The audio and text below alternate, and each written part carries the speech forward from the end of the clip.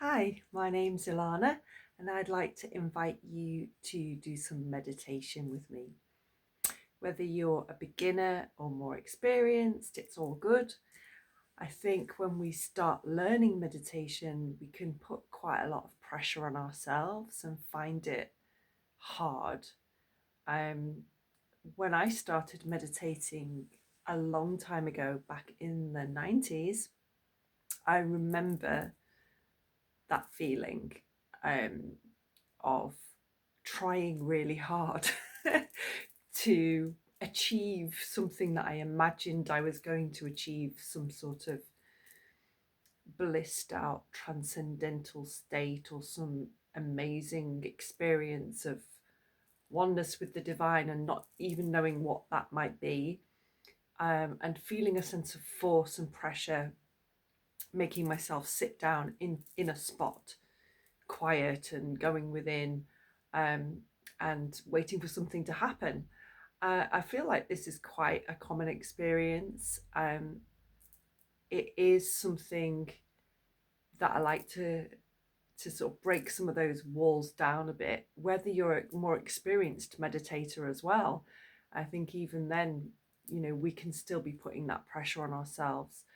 For me now, after many decades of meditation, I do so wholeheartedly agree with all of the teachers and masters in the world who emphasize, and the scientists, the benefits. But what I want to say is it's not an overnight piece of magic that suddenly um, gives you an amazing experience. I feel like it's a practice. It's a practice. It's like building a muscle over time. And it's brain training, it's nervous system training, it's spiritual training. That's how I experience meditation to be. And you can access it at any level. So if you're a very experienced meditator, you're probably quite well practiced at getting quickly into a very calm state in your body, of calming your nervous system, of slowing your breathing, and your brain will probably respond quite quickly to the training that it's had previously to synchronize the spheres, the two sides of the brain, to go into theta waves, which is very calm, to maybe access your inner world, your inner visions, in a very shamanic way, or an internal perception and intuition, visionary, auditory, the clairvoyance, the world of clair, sentience, clairvoyance, claircognizance is all inside of us. The experience of God and the divine and quantum energies and healing and other dimensions, it's all inside of us as we understand space and time in our very human three-dimensional way. Our physical body is here, and we perceive that as we close our eyes, our internal experience is inside of us. There's more to us than our bodies. We have a consciousness, and many of us believe we have spirit, we have soul, we have extrasensory sensing, we have an aura, we have um, the ability to sense other people's moods, and more.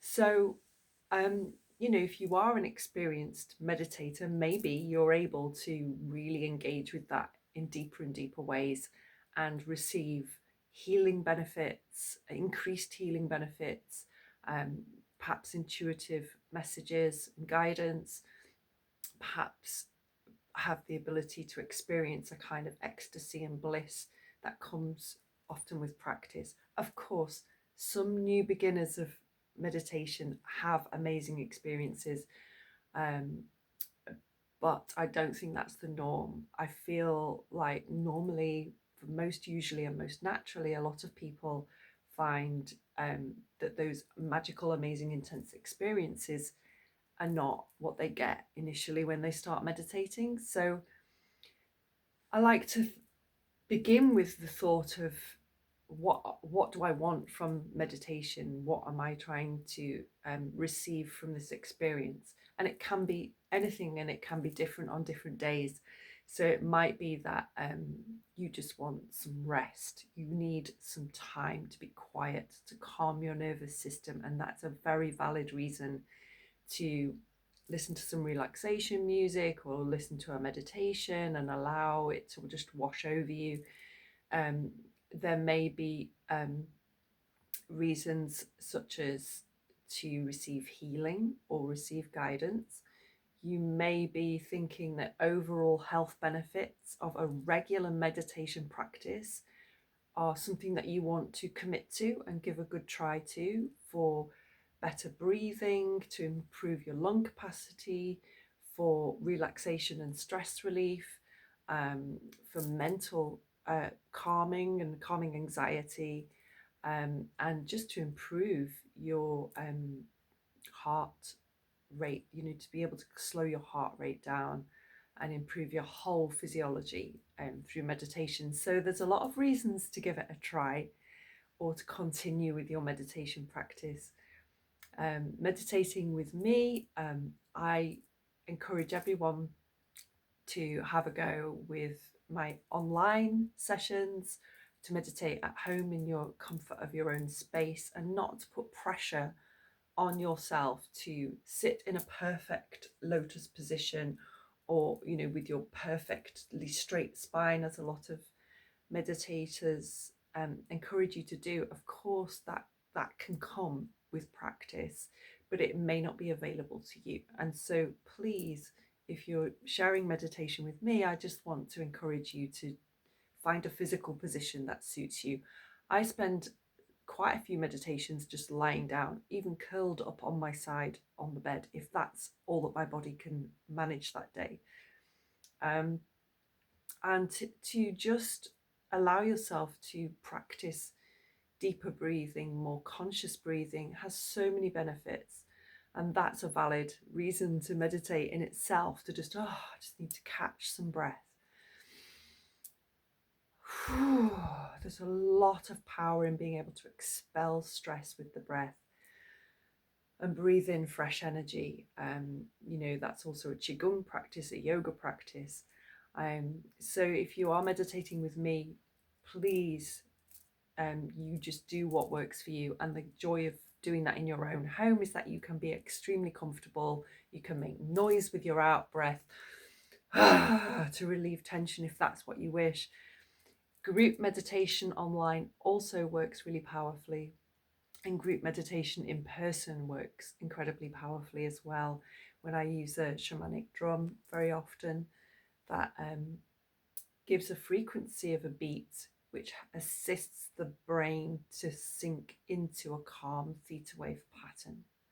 And many people feed back to me that this is one of the things that especially helps them to drop deeply into that sense of stillness, which meditation brings, which helps us to have a clear thought, clear mind, calm emotions. And it's something that we're all looking for and can really benefit from, especially in our modern, very busy, stressful lifestyle. And of course, for more advanced people, that deep stillness can become a place of absolute bliss and peace, pure peace. Another way to begin a meditation practice is to approach it as time for yourself, and time for yourself to be with yourself without distractions, and not to stress about the thoughts that pop into your mind that take you away from yourself and your moment of peace, and to have kindness to that. Kindness to, we're all human, we all have thoughts. I have ADHD, so I have a lot of constant thoughts. I'm very busy inside my mind, and so that's another journey that I personally have been on with meditation, and it does benefit me enormously. However, having an expectation that my mind will become empty is totally unrealistic, and that may be the same for you as it is for many people. the goal more is to just commit to taking time for yourself, to be with yourself and your own body in the moment as best you can. And during that time, allow your mind to take a little holiday, to take a rest. And if you have very intrusive, stressful thoughts, my advice is to just say, okay, I hear you, and we're dealing with that later. And let's focus again on the breath or whatever guidance you're getting through the meditation. It's one of the reasons I like to talk through a meditation, because my brain appreciates having something to listen to, music or someone talking to guide me. Because if there isn't that and there's just silence, my mind will fill that silence with stuff which perhaps is not restful and is not about me and my moment of peace. So that's a goal, to spend time with yourself and your own body, your own soul, your own moment of quiet, which over time, again with practice, there is some mental training there that your mind begins to understand that this regular moment of peace and quiet is available, and it begins to learn to just quiet down as you're focusing on the goal of meditation. And over time, you find that you are more able to quiet that stressy mind that has all those thoughts. And of course, there are lots of tips and tools for managing stress that is not within what I'm doing here. So bring kindness, not too much judgment, not too much expectation, and approach it as a time for yourself, perhaps time to contemplate and reflect if that's needed. Sometimes my meditation is about processing, emotional processing, mental processing, just giving myself time to contemplate and reflect. And I don't even go very deep into peace and stillness, and that might just be what was needed on that day. Sometimes I go very deep into silence and I'm flooded with creativity and ideas, and that's what I receive from what other dimensions, my internal self. Surely that's where all invention and inspiration and divine guidance comes from, this other world that we don't really understand or know what it is. Our own insight, our own internal self, our own spirit. Is it God? Is it a quantum field? Is it another dimension? Humbly, who knows? We can only try to understand it. What I do know is it really is real, and it works for so many people, millions of people, and has for forever. So why not practice it, try it, enjoy it? And again, meditating in a group seems to help, because it's almost like you pick up on the atmosphere in the room, and the more experienced meditators that you sit with, who are able to drop deeply into calm, seem to exude a field of calm in the room, which you then, if you're less experienced or if you're more stressed that day and struggling to calm, you're kind of helped into that calm space by the atmosphere in the room. So it's definitely worth a try if you're interested. I'd love to greet you and welcome you, and yeah, happy meditating.